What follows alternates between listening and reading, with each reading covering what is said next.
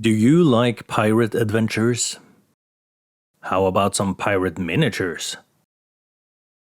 Or a pirate ship?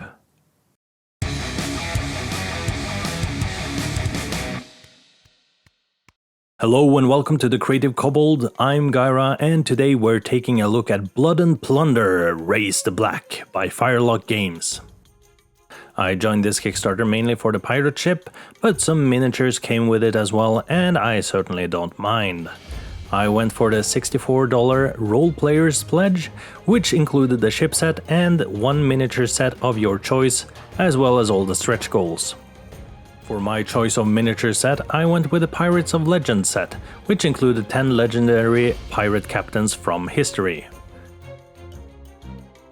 Of course, I won't be using or painting them up as their real-life counterparts. I'm not into historical gaming, but their designs are very much what comes to mind when you think of pirates in general, and that's useful.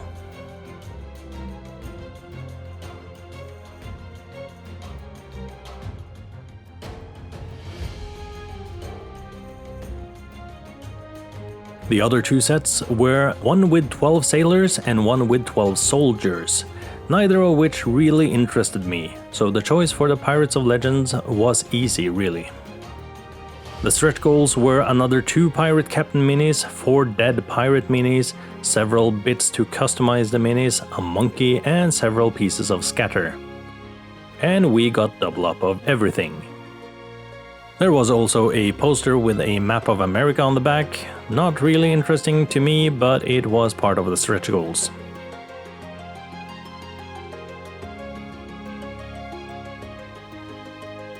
And then, of course, there were the ships. You could have one of 2 ships, either the Bermuda sloop or the Balandra sloop.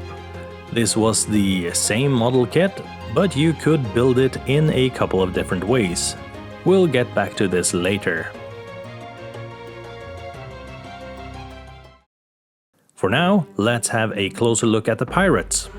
I have built all of the miniatures so we can get some nice close-ups.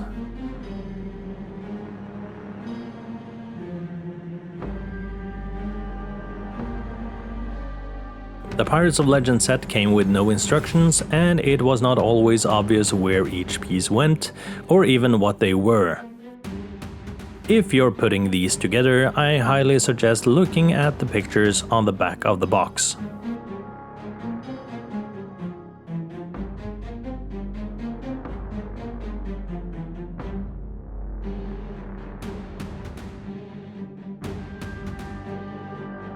These miniatures are 28mm scale with realistic proportions.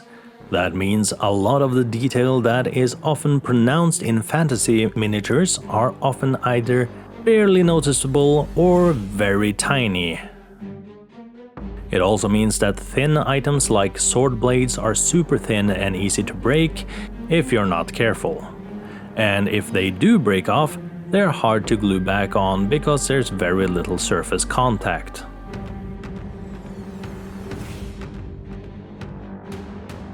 But even if it's my personal preference to have more pronounced features in my minis, these are still really good pirate minis.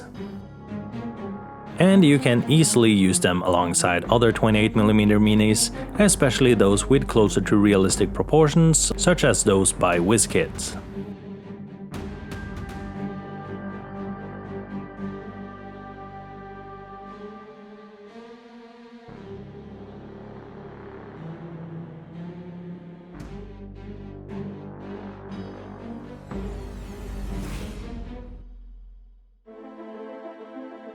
I'll also mention that most backers in Europe that ordered the Pirates of Legend set got double up because of a packing error. And Firelock Games figured it was both easier and cheaper to just let people have the extra spruce. After all, high-impact polystyrene minis cost less to produce than the boxes they are shipped in.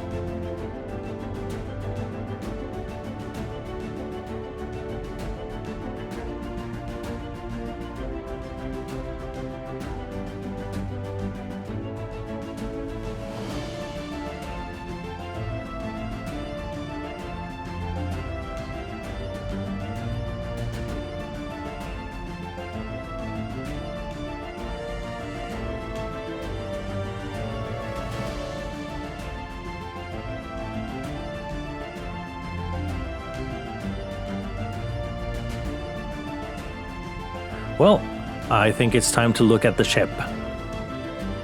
The sloop is beautiful, there is absolutely no denying that. However, let me state that it is a bit of a pain to put together. I'm gonna give my points of critique up front, starting with this.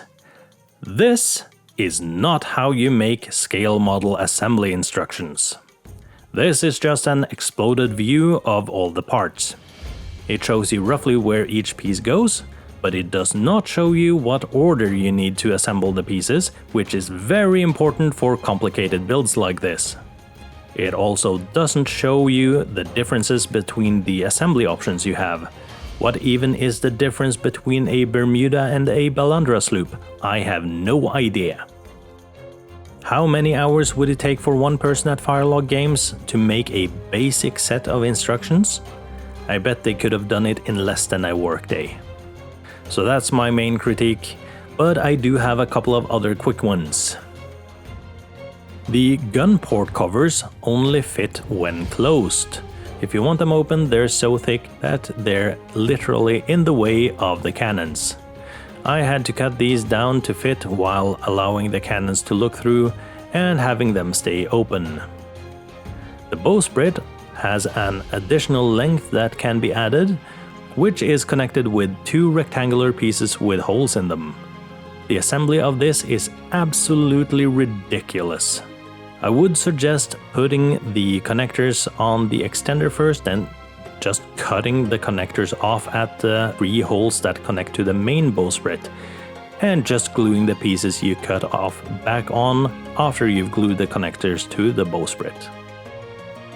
Okay, that's enough of the critique, let's move on to the praise. First of all, when you're done building it, it looks absolutely fabulous. It's also decently sized without being so large you'll only take it out for special occasions, like the Reaper or Whiskid's pirate ships.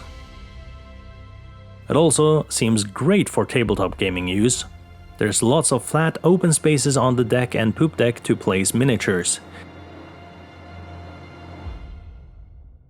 There are multiple options for customizing your sloop. There are 2 options for the prow. You can choose to add or leave the extenders for the bowsprit. There are 2 different options for how to build the mast, and on the stern you can choose to either have a nice decoration or a plaque of false windows meant to make the ship look deterringly large to possible attackers viewing from afar. And the ship comes with enough guns for all 8 ports of the ship, as well as an equal amount of swivel guns. Personally, I'm not sure whether to keep the swivel guns or not.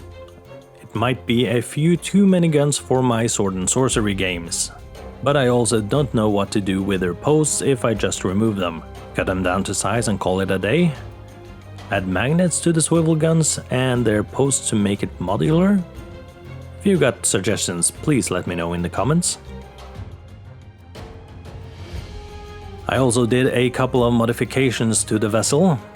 First of all, I closed off any way of looking into the cabin. The window in the door, the 2 gun ports, and the hole which the tiller comes up from were all sealed with paper, superglue, and green stuff. I have no need for being able to see inside the cabin, especially when it's going to be empty anyway. If you want to do this, I highly recommend doing it before you glue on the poop deck piece. It'll save you a lot of time. My other modification was magnetizing the mast, so that I can easily remove it if necessary, whilst making sure it stays on without being glued when in use. This did take quite a bit of time and effort to do, but it was worth it.